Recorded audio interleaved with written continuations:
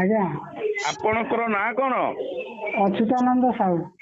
ଆମେ ଯୋଉ ଗୋବିନ୍ଦପୁର କଲେଜର ପିଜି ଛାତ୍ରୀ ଆଜ୍ଞା ଝିଅ, ଆପଣଙ୍କ ଝିଅ ଆଜ୍ଞା ସୁଶ୍ରୀ ସାହୁ ନା କଣ ନା ଆଜ୍ଞା ସୁଶୋଭିତା ସୁଶୋଭିତା ସାହୁ। ସୁଶୋଭିତା ସାହୁର ବାପା ଆପଣ? ଆଜ୍ଞା ଆପଣ ନାଁ କଣ? ଅଚ୍ୟୁତାନନ୍ଦ ସାହୁ। ଅଚ୍ୟୁତାନନ୍ଦ। ଗାଁ? ଦେଓଗାଁ। ଏଠି ଝିଅ କଲେଜରେ କେତେ ବର୍ଷ ହେଲାଣି ପାଠ ପଢିଲାଣି ଗୋବିନ୍ଦପୁର କଲେଜରେ? ଗୋଟେ ବର୍ଷ ଯାଇଛି, ଏଇଟା ସେକେଣ୍ଡ ଇୟର ଫୋର୍ଥ ସେମିଷ୍ଟାର ପରୀକ୍ଷା ଯାଇଛି ଆଉ। ଆପଣଙ୍କର ସେଠି କେନ୍ଦୁଝର, ଆପଣଙ୍କ ଘର କେନ୍ଦୁଝର ଡିଷ୍ଟ୍ରିକ୍ଟରେ ହେଇକିରି ଗୋବିନ୍ଦପୁରରେ କାହିଁକି ଝିଅ ଆସି ପଢିଲା ଆପଣ ଛାଡ଼ିଲେ? ଆଜ୍ଞା ଛାଡ଼ିନୁ, ତାର ଆମର ଡିଡି କଲେଜରେ ଏଣ୍ଟ୍ରାନ୍ସ, ସେଟା ସିଷ୍ଟମ ଟା ଅଲଗା। ଏଣ୍ଟ୍ରାନ୍ସ ପରୀକ୍ଷା ଦେଇଥିଲା। ସେ କୋଉଥିରେ ପିଜି କରୁଥିଲେ? ଜୁଲୋଜି ଅନର୍ସ, ସାଇନ୍ସ ପିଲା ଜୁଲୋଜି ଅନର୍ସରେ ସାଇନ୍ସ ପିଲା ଜୁଲୋଜି ଅନର୍ସରେ କରୁଥିଲେ ପିଜି। କେତେ ବର୍ଷ ହେଇଗଲା? ଏଇଟା ଗୋଟେ ବର୍ଷ ଯାଇଛି, ଏଇଟା 2 ମାସ 3 ମାସ ଯାଇଛି। ଗୋଟେ ବର୍ଷ 3 ମାସ? ଆଜ୍ଞା। ସେଠି କଲେଜର ଯୋଉ କଲେଜରେ ପାଠ ପଢୁଥିଲା ସେ କଲେଜର କର୍ତ୍ତୃପକ୍ଷ, କଲେଜର ସିଷ୍ଟମ ବିଷୟରେ ଆପଣ କଣ ସନ୍ତୁଷ୍ଟ ଥିଲେ? ଆଜ୍ଞା ସନ୍ତୁଷ୍ଟ କଣ, ଆମର ଏଇ ଯୋଉ ଫାଷ୍ଟ ନେଇକି ଆମେ ତାକୁ ହଷ୍ଟେଲରେ ରଖିଥିଲୁ। ଶୁଣନ୍ତୁ, ତାଙ୍କ ଏଇ ଯୋଉ ପିଜି ହଷ୍ଟେଲ, ଯୋଉ ତାଙ୍କ କଲେଜର ନିଜସ୍ୱ ହଷ୍ଟେଲରେ ରଖିଥିଲେ? ଲେଡିଜ ହଷ୍ଟେଲରେ କଲେଜର? ଆଜ୍ଞା। ସେଠି ଟିକେ କହିଲା ଖାଇବା ପିଇବା ଅସୁବିଧା ହେଇଯିବ, ଆଉ ଗୋଟେ ରୁମରେ ଅଧିକ ପିଲା ପଢି ହଉନି। ଗୋବିନ୍ଦପୁର ଯୋଉ ହଷ୍ଟେଲ ରହିଛି ସେଠି ଖାଇବା ପିଇବା ତମ ଝିଅର ଅସୁବିଧା ହେଲା, ଆଉ ଗୋଟେ ରୁମରେ ଅଧିକା ପିଲା ବେଲିକିରି ଆପଣ ପ୍ରାଇଭେଟକୁ ଝିଅ କହିଲା ମୁଁ ଯାଇ ରହିବି। ଆଜ୍ଞା। ସେଇଠୁ କଣ ହେଲା କୁହନ୍ତୁ? ସେ ଏକା ନୁହେଁ, ତିନି ଜଣ ପିଲା ଆସିକି ରୁମରେ ରହିଲେ, ଆହୁରି 2ଟା ପିଲା ନା ଆହୁରି 3ଟା ପିଲା, ସମୁଦାୟ 5 ଜଣ ସେଇ 3ଟା ରୁମରେ। କେବେ ଆପଣଙ୍କୁ କହିଛନ୍ତି କଲେଜ କର୍ତ୍ତୃପକ୍ଷର ଆପଣ ପ୍ରତି, ଆପଣ ଝିଅ ପ୍ରତି କିଛି ମାନେ ଖରାପ ଇଏ ହଉଛି କି କଲେଜ କର୍ତ୍ତୃପକ୍ଷ ଝିଅକୁ ହଇରାଣ କରୁଛନ୍ତି ବୋଲି କେବେ ଆପଣଙ୍କୁ? ନା ଆଜ୍ଞା ସେମିତି ନୁହେଁ, କାହିଁ ମିଛ କହିବି ତାଙ୍କ ନା। ଝିଅ କଣ, ଯଦି ଝିଅ ଡିପ୍ରେସନ ମାଇଣ୍ଡରେ କିଛି ଥିଲା କି? ଡିପ୍ରେସନ ମାଇଣ୍ଡ ଆଜ୍ଞା ଏଇଆ ଯେ ସିଏ ତ କହିବେ ଡିପ୍ରେସନ, କିନ୍ତୁ ଆଜ୍ଞା ଗୋଟେ ଡିପ୍ରେସନ ଯଦି ଗୋଟେ ଲୋକ, ମୁଁ ଧର ଡିପ୍ରେସନରେ ଅଛି, ମୁଁ ଆଉ ଆଗକୁ ଯାଇପାରିବିନି। ସେଇ ଡିପ୍ରେସନ ତା ଭାଇ ଝିଅର ଆପଣ ପାଠ ପଢେଇବା କଷ୍ଟ, ଅଭାବ ଯୋଗୁ ଝିଅ କେବେ ମନ ଦୁଃଖ କରୁଥିଲା କି କହୁଥିଲା କି? ନା ଆଜ୍ଞା ସେ ଜିନିଷ ଅଭାବ ନାହିଁ। ଘରର ଆପଣ କେବେ ଝିଅ ସହିତ ପାଟିତୁଣ୍ଡ କରୁଥିଲେ କି? ନା ଆଜ୍ଞା। ଝିଅ କୋଉଠି ଭଲ ପାଇବାର ଖବର ଆପଣ ପାଖରେ ଥିଲା? ନା ଆଜ୍ଞା। ଆପଣ ଯେତେବେଳେ ଖବର ପାଇଲେ ଯୋଉ ଦିନ ଝିଅ, କେତେଟା ବେଳୁ ସେଦିନ ଝିଅ ହଜି ଯାଇଥିଲା? ତା ସାଙ୍ଗ କହିଲେ ସେ 4:30ରୁ ନାହିଁ, ମାନେ ଦିନ 4:30ରୁ ଯଦି ଝିଅ ନାହିଁ ତମକୁ ଖବର କେତେବେଳେ ଦେଲା? 7:30 8ଟା। 7:30ରେ ସେ ଥାନାରେ ଗୋଟେ ମିସ୍ ବୋଲିକିରି କେସ୍ ଦେଇଥିଲେ? ସେ କହୁଥିଲେ ଆମେ କେସ୍ ଯାଇକି ଦେଇଛୁ, ଯେତେବେଳେ ନ ପାଇଲୁ। ଏଇଭଳି ଘଟଣା ଆଗରୁ କେବେ ଘଟିଥିଲା କି, ଝିଅ ଏମିତି ପଳେଇବା କଣ କରିବା? ନା ଆଜ୍ଞା, ନା ଆଜ୍ଞା। ସେଦିନ ଏଇଭଳି ଘଟଣା ଏଇଟା ପ୍ରଥମ ହେଲା? ଆଜ୍ଞା। ସେଦିନ ଯେତେବେଳେ ଝିଅ ଖବର ତାଙ୍କର ଦେଲେ, ଥାନାରେ ଯାଇ ଦେଲେ ଝିଅ ହଜି ଯାଇଛି ବୋଲି, କୁଆଡେ ପଳେଇ ଯାଇଛି, ଆପଣ ସେଇ ସମୟରୁ ଥାନାରେ ଦେଲା ପରେ ରାତି କେତେଟା ପର୍ଯ୍ୟନ୍ତ ତାର ସହପାଠୀ ସହିତ ଆପଣ କଥାବାର୍ତ୍ତା ହେଇଥିଲେ? ଆମେ 10ଟା। ରାତି 10ଟା? ଆଜ୍ଞା। ରାତି 10ଟାରେ ସେ ସହପାଠୀ ନେଇ କଣ କହିଲା? ସେ କହିଲା ଆସିନାହିଁ। ଆପଣ କଣ? ସେ କହିଲେ ଏପର୍ଯ୍ୟନ୍ତ ସେ ରୁମକୁ ଆସିନି। ରୁମକୁ ସିଏ ଗାଧୁଆ ଘର, ଲାଟିନ ଫାଟିନ ଖୋଜିଥିଲେ କି? ସେମାନେ ତ ତାଙ୍କ ଘର ମାଲିକ ଆଣି କହିଲା ମୁଁ ଖୋଜିଛି ବୋଲି। ଇଏ ଝିଅ ଘରେ ଖୋଜିଥିଲେ କି? ସିଏ ବା କହିଲେ ଖୋଜିଥିଲେ।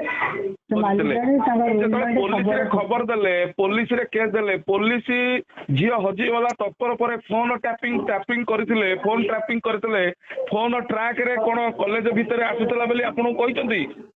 ଆଜ୍ଞା ସିଏ ତ କହିନାହାନ୍ତି, ଆମର ଯୋଉ ଆମ ପୁଅ ଯାଇଥିଲା ଆଉ ତା ରୁମମେଟ କହିଲା 200 ମିଟର ଭିତରେ ଫୋନ ଟ୍ୟାପିଂ କରୁଛି। କେତେଟା ବେଳେ ଖବର ଦେଲା ତମକୁ 200 ମିଟର ଭିତରେ ଅଛି ବୋଲି? ସେଇ ଯୋଉ 10ଟା, ସେଇ 9:30 10 ଭିତରେ। 9:30 10 ଭିତରେ? ଆଜ୍ଞା। 9:30 10 ଭିତରେ? ଆଜ୍ଞା। ଆପଣ ଖବର କେତେବେଳେ ପାଇଲେ ସେ ମରିଯାଇଛି ବୋଲି? ଆଜ୍ଞା ତାର ସକାଳୁ ଆମେ ଯାଉଥିଲୁ ହଁ ଏଇ ଯୋଉ ପାଉନାହାନ୍ତି ପାଇଁ ଆମେ ହଁ। ଜାଣିନୁ ସେ ମରିଛି। ଝିଅ ପାଉନାହାନ୍ତି ବୋଲି ଯେତେବେଳେ ଶୁଣିଲେ ଆପଣ ସକାଳେ ଆସୁଥିଲେ ଗୋବିନ୍ଦପୁର, ଆଜ୍ଞା ଗୋବିନ୍ଦପୁର ଯାଉଥିଲୁ ଏ ତମକା ବାଟେ। ଆଉ ସେଦିନ ତ ଷ୍ଟ୍ରାଇକ୍ କେତେଟା ବେଳେ ଖବର ପାଇଲେ ଝିଅ ମାନେ ମରିଯାଇଛି ବୋଲି? 7:45। କଣ ସେ କହି ଖବର ଦେଲେ ଆପଣଙ୍କୁ? ସେ ଫୋନରେ କଣ କହିଲେ? କି ସେ ଝିଅଟି ଫୋନ କରି କହିଲେ ଆଜ୍ଞା ମୁଁ ଯାଉଥିଲି ବାଥରୁମ ଆଉ ଦେଖିଲା ବେଳକୁ ଆପଣଙ୍କ ଝିଅ ସେଇଟା ସେଇଠି ରଖିଲେ ଗାଡ଼ି ଓନିରେ। ତାଙ୍କୁ ପଚାରିଲେ ଝିଅ ରାତିରେ ଆସି ତାଙ୍କୁ ଡକାଡକି କରିଥିଲା କି? କିଏ କହିଲେ? ନା ସେ ଝିଅ ନା ଯୋଉ ନା ଖବର ଦେଲା ତାକୁ କହିଲେ ରାତିରେ ଆସି ତାକୁ ଡକାଡକି କରିଥିଲା କି? ନା ନା ସେ କରିନାହିଁ, ମନା କଲେ। ସେ ତ କରିନାହିଁ। କହିଲେ ଆମେ ପାଇଲୁ ନା ତାପରେ ପାଇଲୁ। ଆପଣ ଆସିକିରି ଥାନାରେ ଆପଣ ଏତଲା ଦେଲେ? ଆଜ୍ଞା ଦେଇଛି। କଣ ଏତଲା ଦେଲେ ଆପଣ? ଆଜ୍ଞା ଏମିତି ଆମେ ତ ଏତେ ବାଟ ଆମେ ଜାଣିନୁ କଣ ହେଇଛି। ଆପଣ ଏଇଟା ମାରି ଦିଆଯାଇଛି ବୋଲିକିରି ମର୍ଡର କେସ୍ ଗୋଟେ ଦେଲେ କି ଏତଲା? ଆଜ୍ଞା ଆମେ କହିଛୁ ତାର ଏଇ ଯୋଉ ସିଷ୍ଟମ ଦେଖିକି ତା ଗଣ୍ଠି ଆପଣ ତାର ପାରିପାର୍ଶ୍ୱିକ ସ୍ଥିତିକୁ ଅନୁଭବ କଲେ ଏବଂ ଦେଖିଲା ପରେ ଜାଣିପାରିଲେ ଭାବୁଥିଲେ ଆପଣ କିଆକୁ ମାରିଦେଇଛି ମୋ ଝିଅକୁ। ଆଜ୍ଞା ଆଜ୍ଞା ଭାବିକିରି ଗୋବିନ୍ଦପୁର ଥାନାରେ ଯାଇ ଏତଲା ଦେଲେ। ଆଜ୍ଞା ଆଜ୍ଞା ଏତଲା ଗ୍ରହଣ କିଏ କଲେ ଗୋବିନ୍ଦପୁର ଥାନାରେ? ତାଙ୍କ ସେକେଣ୍ଡ ଅଫିସର କିଏ ଥିଲେ ନା ଜାଣିଛନ୍ତି? ଲେଡିଜ ଥିଲେ। ଆଜ୍ଞା ସେ କଣ କହିଲେ ତମ? ତାପରେ ପୋଲିସ ତୁମେ ଥିବା ଅବସ୍ଥାରେ ଯେତେବେଳେ ଡେଡ୍ ବଡି କି ସାଇଣ୍ଟିଫିକ ଟିମ୍ ଆସିଥିବ ପୋଲିସ ତତ୍ପରତା କଣ ଆପଣ ଅନୁଭବ କରୁଥିଲେ? ଗୋବିନ୍ଦପୁର ପୋଲିସ ପ୍ରତି ଯୋଉ ସନ୍ତୁଷ୍ଟ ଥିଲେ? ଗୋବିନ୍ଦପୁର ଯେମିତି ମର୍ଡର ହେଲେ ଯାହା ହୁଏ ତତ୍ପର ସେଇ ଟାଇପରେ ଥିଲେ କି? ସେ ଯାଇ ପଚରା ଉଚରା କଲେ ସାଙ୍ଗେ ସାଙ୍ଗେ। କାହାକୁ ପଚାରିଲେ? ଏଇ ଯୋଉ ସେ ଆମର ତା ରୁମମେଟ ଆଉ ସେ ଘର ମାଲିକାଣୀ ତାଙ୍କୁ ସବୁ ପଚରା ପଚରି କଲେ। ପଚାରିଲେ ସେ କଣ କହିଲେ? ଯେତେବେଳେ ପୋଲିସ କହିଥିବ ମାଲିକାଣୀ ପଚାରିଲୁ କି ଆମେ ପୋଲିସ ଏମିତି କହୁଛୁ, ମାଲିକାଣୀ କଣ କହିଲେ? ଆମେ ଆଜ୍ଞା ପ୍ରେଜେଣ୍ଟ ଥିଲୁ, ସେ ପଚାରିଦେଲି। ମାଲିକାଣୀ କଣ କହିଲା? ସେ ମାଲିକାଣୀ ଗଲା ସେ 4ଟା ବେଳକୁ କୁଆଡେ ପଳେଇଲା ଆଉ ପାଇଲୁନି, ଖୋଜି ଖୋଜି ଯେତେ ଆଡେ ଖୋଜିନୁ ପାଇଲୁନି। ହଁ ଏମିତି କେତେ ଥର ଯାଇଛି ନା ପ୍ରଥମ ଯାଇଛି ବୋଲି କହିଲା? ନା ନା ଏଇଟା ପ୍ରଥମ। ହଁ ତାପରେ ତାପରେ ତାପରେ ସେ ତାଙ୍କର ଇନଭେଷ୍ଟିଗେସନ କଲେ, ତାଙ୍କର ଲେଖା ଲେଖି କଲେ। କେତେ ଦିନ ଗଲା? 9 ଦିନ ଗଲା। ପୋଷ୍ଟମର୍ଟମ ରିପୋର୍ଟ ଆପଣ ପାଇଲେନି? ନା ପାଇନୁ, ଏପର୍ଯ୍ୟନ୍ତ ପାଇନୁ। ପୋଷ୍ଟମର୍ଟମ ରିପୋର୍ଟ କାହିଁ ଆପଣ ମିଳିନାହିଁ? ଆପଣ ଯାଇଥିଲେ ପୋଷ୍ଟମର୍ଟମ ରିପୋର୍ଟ ଆଣିଥିଲେ? ନା ଆଜ୍ଞା ଯାଇନୁ, ଆମର 11 ଦିନ ଯାଇନି, ଯିମୁ କେମିତି? ଆଜି ଝିଅର 11। ଆପଣ ଦେଖୁଥିବେ ଓଡିଶା ଏବେ ଜଳୁଛି। ବାଲେଶ୍ୱରରେ ସେଇଭଳି ଆପଣଙ୍କ ଝିଅ ପରି ଆଉ ଗୋଟେ ଝିଅଟେ ପିଜି ଛାତ୍ରୀ ସେ ପେଟ୍ରୋଲ ଢାଳି ନିଆଁ ଲଗେଇ ଦେଇଥିଲା ଦେହରେ।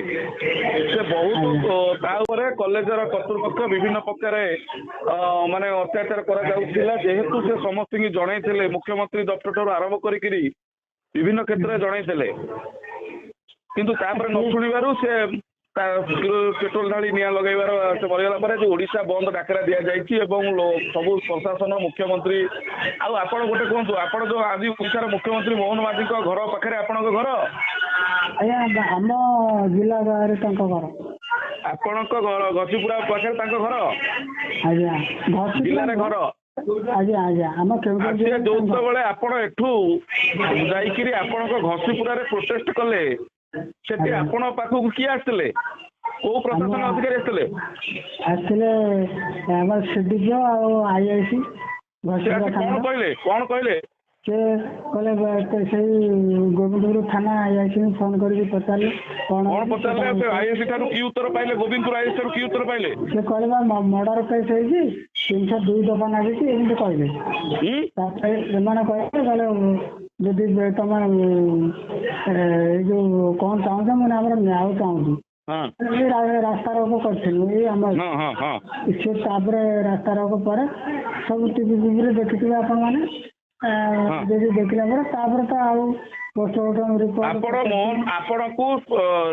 ଆପଣ ସରକାର ତରଫରୁ କିଛି ଗୋଟେ ଯାଇଛି? ଯେତେବେଳେ ଆପଣ ମୋହନ ମାଝୀଙ୍କର ଜିଲ୍ଲାର ଆଉ ମୁଖ୍ୟମନ୍ତ୍ରୀ ସେ ଅଛନ୍ତି, ସେ ସମୟରେ ଆପଣ ପାଖକୁ କିଛି ଯାଇଛି କି? ମାନେ ମୁଖ୍ୟମନ୍ତ୍ରୀ ଦପ୍ତରରୁ କି ସରକାରୀ ତରଫରୁ ଆପଣଙ୍କୁ ସହଯୋଗ କରିବା ଏବଂ କେସ୍କୁ ଗୁରୁତ୍ୱ ଭାବରେ ନବା, କିଛି ଗୋଟେ ସେଭଳି କିଛି ଆପଣ ସାଟିସ୍ଫାଇ ହେଇଛନ୍ତି କି? ନା ସାଟିସ୍ଫାଇ ହେଇନି। ଆପଣ ଅଞ୍ଚଳର ଯଦି ଲୋକପ୍ରତିନିଧି କିଏ ଥିବେ ଆପଣଙ୍କୁ ସହଯୋଗ କରିଛନ୍ତି? କଣ କହିଲେ ଆଜ୍ଞା? ଆପଣଙ୍କ ଅଞ୍ଚଳର ଲୋକପ୍ରତିନିଧି ଆପଣ ପ୍ରୋଟେଷ୍ଟ କଲା ପରେ ଏବଂ ଆପଣ ଡାଇରେକ୍ଟ କହୁଥିଲେ ମୋହନ ମାଝୀ ଜିଲ୍ଲାଙ୍କର ଆପଣ ମୁଖ୍ୟମନ୍ତ୍ରୀ ଜିଲ୍ଲାଙ୍କର ସେ ପକ୍ଷରୁ କିଛି ଆପଣଙ୍କୁ ସହଯୋଗ ଆଇଛି କି? ନା ଆଜ୍ଞା ଆସିନି ଏପର୍ଯ୍ୟନ୍ତ। କିଛି ଆସିନାହିଁ। ନା ଆପଣ ମୁଖ୍ୟମନ୍ତ୍ରୀଙ୍କୁ ନିବେଦନ କରିଥିଲେ ଆପଣ ଝିଅକୁ ନ୍ୟାୟ ମିଳୁ ବୋଲି? ଆଜ୍ଞା ଆପଣ ମୁଖ୍ୟମନ୍ତ୍ରୀ ମୋହନ ମାଝୀଙ୍କୁ ନିବେଦନ କରିଥିଲେ ଆପଣ ଝିଅକୁ ନ୍ୟାୟ ମିଳୁ ବୋଲି? ନା ନା ଆଜ୍ଞା ମୁଖ୍ୟମନ୍ତ୍ରୀ ଭୁବନେଶ୍ୱର ଯାଇନୁ, ଏଇ ରିପୋର୍ଟ ଆସିଥିଲେ ଆମେ ଧରିକି ଯାଇଥାନ୍ତୁ। ଆଜ୍ଞା ଏଇ ରିପୋର୍ଟ କଣ ଆସିଲା ଅନେଇକି ପୋଷ୍ଟମର୍ଟମ ରିପୋର୍ଟ ଆସିଲା ପରେ କଣ ସେମିତି ତଦନ୍ତ ଆପଣ ଅପେକ୍ଷା କରିଥିଲେ? ପୋଷ୍ଟମର୍ଟମ ରିପୋର୍ଟ ଆସିଲା ପରେ ଆମେ ମୁଖ୍ୟମନ୍ତ୍ରୀ ଜଣେଇବୁ ନା କଣ? ଆଜ୍ଞା ସେ ଭାବୁଛୁ ଆମେ ତ ସବୁ ଏତେ ମାନେ ଚାଲାକ ନୁହଁ, ତେଣୁକରି ଯେତିକି ପାରିବୁ। ଆପଣ ବାରମ୍ବାର ସେଦିନ ପ୍ରୋଟେଷ୍ଟ କଲା ବେଳେ ମୋହନ ମାଝୀଙ୍କ କଥା ଉଠଉଥିଲେ, ମୁଖ୍ୟମନ୍ତ୍ରୀଙ୍କ କଥା ଆଜ୍ଞା ଉଠଉଥିଲେ। ୟା ପରେ ମଧ୍ୟ ଆପଣଙ୍କର ଭିଡିଓ ନିଶ୍ଚୟ ବିଭିନ୍ନ ଗଣମାଧ୍ୟମ ତାକୁ ସାରା ଓଡ଼ିଶା ଦେଖେଇଥିଲା। ୟା ପରେ ବି ସରକାରୀ ହିସାବରେ ଗୋଟେ ସରକାରୀ ଦଳ ହିସାବରେ ମୁଖ୍ୟମନ୍ତ୍ରୀଙ୍କର ସମ୍ବେଦନଶୀଳତା ଏବଂ ଆପଣ ପ୍ରତି ଯୋଉ ରହିବ ତାହା କିଛି ଦେଖି ଆପଣ ଅନୁଭବ କଣ କରୁଛନ୍ତି? ମୁଖ୍ୟମନ୍ତ୍ରୀ ଆପଣ ଜିଲ୍ଲାରେ ହେଲେ ବି ଆଜି ଝିଅଟି ଯୋଉଭଳି ଭାବରେ ହତ୍ୟା ହେଉ କି ଆତ୍ମହତ୍ୟା ହେଉ, କେଉଁ କାରଣ ଜନିତ ହତ୍ୟା ହେଉ କି କେଉଁ କାରଣ ଜନିତ ଆତ୍ମହତ୍ୟା ହେଉ, ତା ଉପରେ ଯୋଉ ସମ୍ବେଦନଶୀଳ କରିବା ବିସ୍ତାରିତ ହେଇଥିଲା, ଆପଣ ପ୍ରୋଟେଷ୍ଟ କରିଥିଲେ। କେନ୍ଦୁଝରର ଝିଅ ଗୋବିନ୍ଦପୁରରେ ଆସିକି କଲେଜରେ ପିଜି ଛାତ୍ରୀ ଭାବରେ ପାଠ ପଢୁଥିଲା। ତେଣୁ ପରେ ଯେତେବେଳେ ଏତେ ବଡ଼ ପ୍ରୋଟେଷ୍ଟ କଲେ ତାକୁ ସାରା ଓଡ଼ିଶାକୁ ଦେଖେଇଲା ଏବଂ ଚିତ୍କାର କରୁଥିଲେ ଯେ ମୋହନ ମାଝୀଙ୍କର ଜିଲ୍ଲାର ଆମେ ମୋହନ ମାଝୀ ଗାଁର ଝିଅ ଇଏ, ତେଣୁ ତାକୁ ନ୍ୟାୟ ଦରକାର। ଏହା ପରେ 9 ଦିନ ବିତି ଯାଇଥିଲେ ମଧ୍ୟ ସରକାରଙ୍କ ତରଫରୁ କିଛି ଆପଣଙ୍କୁ ସେଭଳି ସମ୍ବେଦନଶୀଳତା ଏବଂ ତତ୍ପରତା କିଛି ଆପଣ ତାହା ଅନୁଭବ କରିନାହାନ୍ତି? ନା ଆଜ୍ଞା କିଛି ମିଳିନି। ତେଣୁ ଆପଣ ସରକାରକୁ କଣ ଅନୁରୋଧ କରିବେ? ସେଇଟା ହଉଛି କଥା। ନିଶ୍ଚିତ ଭାବରେ ମୁଁ ଅଭିମନ୍ୟୁ ମଲ୍ଲିକ କହୁଛି ଆପଣଙ୍କୁ। ଆଜ୍ଞା ଆଜ୍ଞା ମୁଁ ଏଇ ଗୋବିନ୍ଦପୁର ଅଞ୍ଚଳର ଆଜ୍ଞା ଏଇ ଗୋବିନ୍ଦପୁର ଅଞ୍ଚଳର ମୁଁ ନିଶ୍ଚିତ ଭାବରେ ଆମେ ସେଦିନ ଆପଣ ଯାହା ପାରିପାର୍ଶ୍ୱିକ ସ୍ଥିତିକି ଦେଖିଥିଲେ, ଗୋବିନ୍ଦପୁର ଲୋକ ଆଉ ଶିକ୍ଷିତ ଲୋକ ନିଶ୍ଚିତ ଭାବରେ ସମସ୍ତେ ଗୋବିନ୍ଦପୁରବାସୀ ଅଞ୍ଚଳବାସୀ ଆଜି ମର୍ମାହତ ହେଇଛି। ଏଇ ଯୋଉ ଘଟଣା ଘଟିଛି, ଝିଅଟି ଆପଣଙ୍କ ଝିଅ ନୁହଁ, ସେ ଆମ ଅଞ୍ଚଳର ଝିଅ।